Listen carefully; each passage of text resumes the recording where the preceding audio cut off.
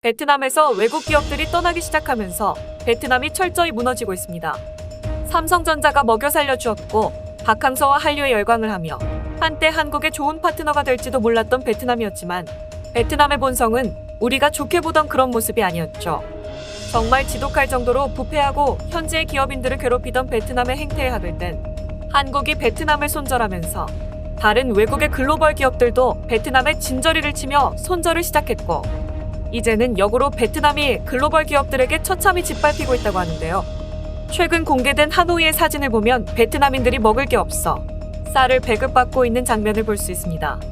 하노이에 위치한 보뜨리영군 문화센터에 마련된 무료 쌀 배급소에서 생활이 어려워져 먹을 게 없어진 사람들이 사회적 거리두기를 유지한 채로 쌀을 배급받고 있습니다.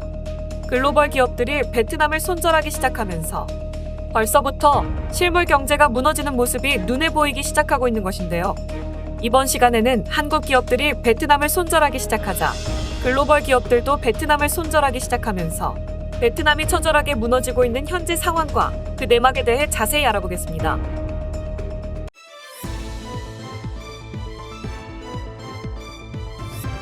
Global News Korea. 글로벌 기업들의 베트남 철수가 시작되면서 베트남의 악몽과 같은 현실들이 들이닥치고 있다. 베트남의 폭발적인 경제 성장은 베트남 스스로 이룬 것이 아니었다. 사실을 제대로 보지 않고 외국 기업을 탄압한 베트남이 이제 그 대가를 치르고 있다. 코로나로 무너진 세계 경제와 더불어 우크라이나발 글로벌 경제 위기로 인해 세계 경제가 점점 힘들어지고 있습니다. 모두가 힘든 상황이지만 유달리 베트남은 그 어떤 나라보다 처절하게 무너지고 있는 상황인데요. 한국의 기업들이 베트남을 손절하기 시작하면서 다른 외국의 글로벌 기업들도 베트남에 대한 손절을 시작했기 때문이죠. 우리가 의류 매장에서 구매한 옷들을 자세히 보면 메이드 인 베트남이라고 적혀있는 옷들이 제법 많이 있었던 것을 알 수 있는데요. 세계의 글로벌 의류 브랜드들이 저렴한 인건비를 이유로 베트남에 수많은 공장을 세웠기 때문입니다. 공장을 많이 지은 만큼 많은 베트남인들을 채용했고 많은 일자리 덕분에 베트남의 경기도 활성화되는 긍정적인 효과를 나타냈죠. 이처럼 베트남의 경제 성장의 최전선에 놓여 있으며 수많은 베트남인들의 일자리를 책임지고 있던 의류 공장들이 대부분 올스톱되었다는 소식이 들리고 있습니다. 베트남에 진출한 글로벌 의류 기업들이 하나, 둘씩 철수하기 시작하면서 공장들이 멈춰감에 따라 베트남의 일자리가 사라지고 있는 것인데요. 글로벌 기업들의 철수 이유는 바로 베트남이 노동법을 개정해 복수노동조합 설립을 허용한 탓이죠. 설명이 복잡해지기에 간단하게 정리하자면 베트남의 저렴한 인건비를 보고 들어온 글로벌 기업들이 이제는 더 이상 값싼 노동력을 베트남으로부터 제공받을 수 없게 된 것입니다. 몇 년 전까지만 해도 전통적인 베트남의 노조는 회사와 우호적인 관계를 유지해왔습니다. 실제로 일부 직원들이 태업 등 노동 문제가 발생했을 때 베트남 노조들은 회사와 원만한 합의를 이끌어주기도 했죠. 하지만 복수노조가 생기면서 반기업 성향의 노동자 집단이 출범하면서 해외 기업들은 더 이상 베트남의 입맛에 휘둘리지 않겠다며 아예 베트남을 떠나 다른 나라로 가겠다고 하는 것이죠. 봉제 섬유 수출국 세계 2위까지 오른 베트남의 의류 산업이 무너지게 생긴 것입니다. 베트남의 유력 언론 매체인 베트남 익스프레스에 따르면 베트남의 대표적인 섬유 기업인 TNG사에 들어오는 유럽의 주문이 대량으로 취소가 될 상황이라고 전하고 있습니다. 베트남 하노이에 위치한 TNG는 베트남 전체 기업 순위에서 3위를 차지하는 베트남의 대표적인 섬유업체 중 하나입니다. 한국에서도 모르는 사람이 없는 나이키, 아디다스, 퓨마, 갭 등 수많은 글로벌 브랜드의 원단과 의류 제조를 담당하는 회사로 세계 20개 국에 납품을 하고 있는 베트남인들에게는 세계 의류 시장과 거래를 하는 매우 중요한 역할을 하는 기업이죠. 하지만 이제 해외 의류업체들이 더 이상 TNG의 주문과 발주를 넣지 않겠다는 입장을 내보이고 있습니다. TNG의 대표이사인 느엠 반또이는 긴급 기자회견을 열며 유럽 측의 일방적인 취소 통보로 회사 매출이 큰 타격을 입었다고 전하기도 했을 정도로 베트남의 섬유, 의류업체는 심각한 타격을 받고 있습니다. 베트남 정부가 배짱 장사를 하며 외국 기업의 과도한 관세와 복수노조 설립, 그리고 적지 않은 뇌물 요구 등으로 베트남에서 학을 뗀 기업들이 베트남을 떠나고 있는 것인데요. 한때 전 세계의 의류 생산 기지라는 말이 있을 정도로 베트남이 세계 의류 시장에서 차지하는 비율이 높았기 때문에 베트남은 자신들이 외국 기업들을 옥죄어도 기업들은 순순히 따를 것이다라고 착각을 하였던 것입니다. 베트남이 메리트가 있었던 것은 저렴한 노동력이었는데 단순한 노동력만이라면 베트남을 대체할 나라가 세계에 널려 있기 때문이죠. 도저히 베트남과 못해먹겠다며 많은 기업들이 베트남을 손절하고 중남미 지역을 비롯한 다른 나라들로 이미 떠나기 시작했습니다. 베트남에 투자한 공장이 떠나면 공장도 어느 정도 손해를 볼 수밖에 없지만 그 공장에 근무하던 직원들은 생계와 직결이 되기 때문에 문제가 심각해집니다. 하지만 베트남 정부는 일자리를 잃은 직원들에게 뭔가를 어떻게 해줄 수 있는 상황도 아닌 것이죠. 얼마 전까지는 베트남이 세계 의류 생산의 기지라는 이야기도 나왔지만 이제는 그 말도 역사 속으로 묻힐 것이라는 전망마저 나오고 있습니다.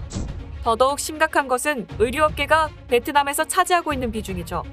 대부분 미국과 유럽 등 전 세계적으로 납품을 하고 있던 베트남의 섬유, 의류 산업의 비중은 베트남 국가 전체 수출의 27%를 차지할 정도의 엄청난 금액이라고 하는데요.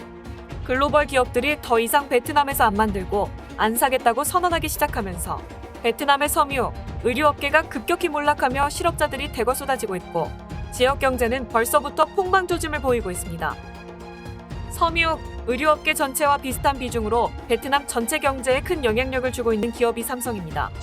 세계에서 베트남에 가장 투자를 많이 한 나라는 한국으로 베트남에 지금까지 투자한 금액은 600억 달러 정도가 되는데 그 중에서 180억 달러가 삼성에서 투자한 금액으로 전 세계에서 베트남에 가장 많은 투자를 한 기업이 바로 삼성이죠. 삼성은 베트남 현지에 공장을 세우고 일자리를 만들면서 베트남 현지인만 15만 명 이상을 직접 고용했고 삼성의 협력업체의 매출도 책임지며 직간접적으로 베트남의 수많은 일자리를 창출하고 수출로 외화마저 벌어다줘 베트남의 경제 성장에 크게 이바지했습니다. 삼성이 베트남을 키웠고 먹여 살리고 있다는 말이 괜히 나온 것이 아니었죠. 또한 베트남 경제 전체 수출의 4분의 1을 삼성전자가 단독으로 차지하고 있을 정도로 베트남에서 삼성의 영향력은 막강합니다. 삼성 하나가 정말로 베트남의 경제를 견인하고 있었다는 말이 절대 과장된 표현이 아니란 것이죠. 삼성을 제외하더라도 베트남에 가장 많은 돈을 한국이 투자한 만큼 베트남에서 한국 기업들의 경제적 영향력은 막강합니다. 하지만 어느 순간부터 베트남에서는 혐한 감정이 곳곳에서 생겨났고 베트남 내부의 혐한 감정들은 그 규모가 계속적으로 커지고 있습니다. 한국에 알려진 것 이상으로 현지의 분위기는 심각하며 상대방이 한국인이라는 것을 알면 등쳐먹으려고 궁리하거나 승차 거부 등 한국인에 대한 악행도 서스럼없이 이뤄지고 있으며 심지어 태극기를 코로나와 합성해 조롱하기까지 했죠. 심지어 박항서 감독에게 마저 통수를 치며 은혜를 배신으로 갚는 본성을 또다시 보여줬습니다. 베트남인들의 이런 행동은 6.25 직후 자신들보다 못 살았다고 무시했던 한국이 이제는 자신들이 감히 넘보지도 못할 선진국이 되어 있는 것에 대한 질투가 그 원인이라고 합니다. 베트남의 혐한 분위기로 인해 삼성전자의 스마트폰 시장 점유율이 50%대에서 30%대까지 급격히 떨어졌고 역대 최저 수준을 기록하기도 했습니다. 이 때문에 삼성은 아예 베트남에 집중된 생산력을 다른 나라로 옮기겠다고 전격적으로 발표하기에 이르렀는데요. 현재까지 대부분 베트남에서 이뤄지던 스마트폰 생산을 인도와 인도네시아 공장으로 옮기기 시작하면서 베트남 경제에 비상이 걸리기 시작했습니다. 삼성이 빠져나간 만큼 베트남의 경제가 축소가 되며 큰 타격이 오게 된 것이죠. 심지어 현대자동차 역시 연간 10만 대 이상 생산과 판매를 목표로 잡고 있던 베트남 투자 계획을 전면 취소하고 인도네시아로 옮기겠다는 발표를 하고 있습니다. 또한 한국 기업들의 베트남 철수를 본 많은 글로벌 기업들이 베트남에 대해 투자를 취소하는 등의 행보를 보이고 있어 베트남의 경제는 도무지 답이 없는 상황입니다. 베트남은 올해만 해도 1월부터 4월 초까지 벌써 3만 5천 개에 달하는 중소기업이 파산 신청을 한 것으로 조사가 되었는데 더 큰 문제는 베트남에게 벌어질 최악의 상황들은 이제 시작이라는 것입니다. 베트남 상공회의소가 지난 4월 초 중소기업들을 대상으로 설문조사를 실시한 결과 응답한 기업의 약 3분의 1가량은 앞으로 3개월을 버티지 힘들다고 밝혔고 절반가량은 6개월을 버티지 못할 것이라는 조사 결과가 나왔습니다. 베트남 경제의 추락은 도저히 끝이 보이지가 않습니다. 외국의 투자가 아니면 먹고 살기 힘든 베트남이 이렇게 신뢰를 저버리는 행동을 계속하는 이상 글로벌 기업들의 베트남 이탈은 계속될 전망이라 앞으로도 베트남 경제는 더더욱 암울해질 것이라는 예측만이 나오고 있는 상황입니다. 오늘 준비한 소식은 여기까지입니다. 끝까지 시청해주셔서 감사합니다. 영상이 마음에 드셨다면 구독과 좋아요를 눌러 응원 부탁드리겠습니다.